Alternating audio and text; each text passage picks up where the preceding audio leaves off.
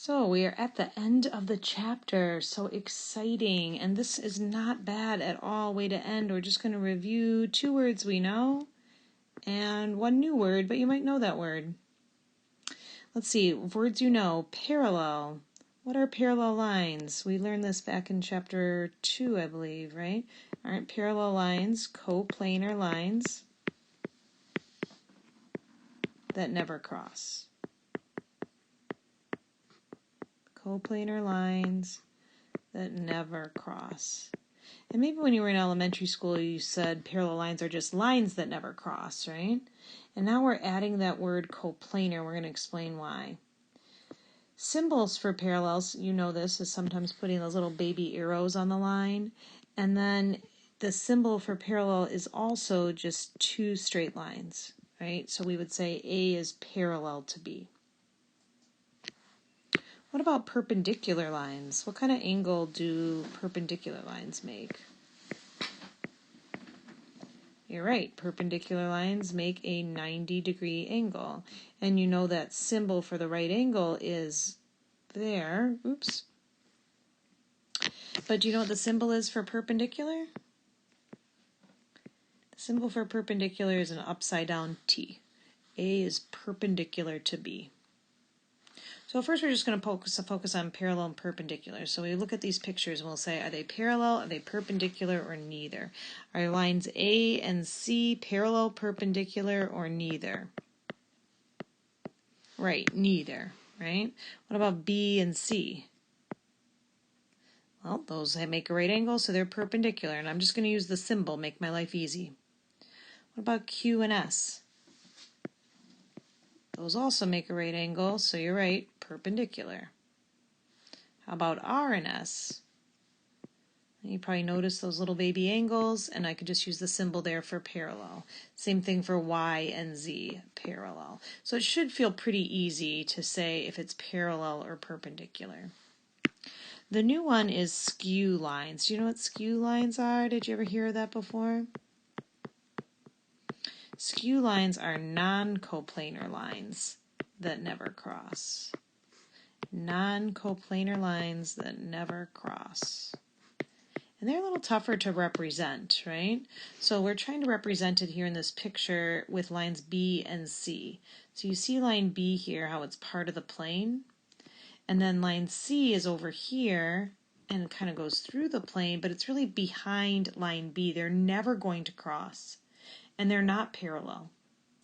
So those are called skew lines, and there is no symbol for skew lines. So if we look at the picture and say, do lines U and W, are those skew? That one's going to be no, because those lines cross, right? They meet right at that point.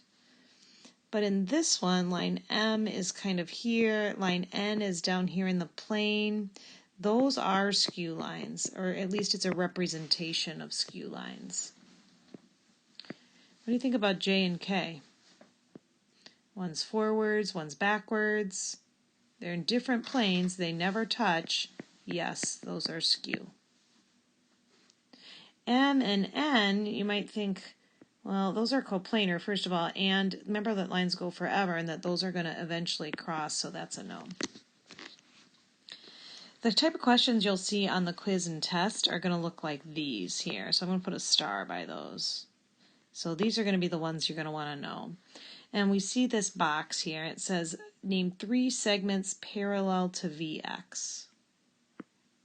Can you name 3 segments parallel to VX? Well, sure thing, right? U, Y, in order of the letters doesn't matter.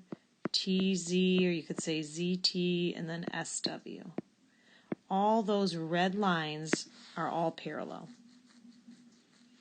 How about skew to VX? I'm just going to do that here in this color here. So if I say skew to VX, that's going to be like ST back here, WZ, and then ZY. Those are our skew ones, ST, WZ, ZY. And then finally we have our intersecting lines. Remember, intersecting lines, they just cross, right? So anything that crosses VX is going to have either a V in it or an X in it. And we actually have 4 segments that are crossing. I have segment XY, segment XW. Don't forget the segment bar, segment VS, and segment VU. So that's the kind of question that you're going to see on the quiz or the test. The last thing at the bottom is really just some things to read and just like kind of nod our heads, like all right angles are equal. Why, yes, they are, right? They're all 90. Obviously, they're all equal. If angle A is 90 and angle B is 90, does it make sense that A and B are equal?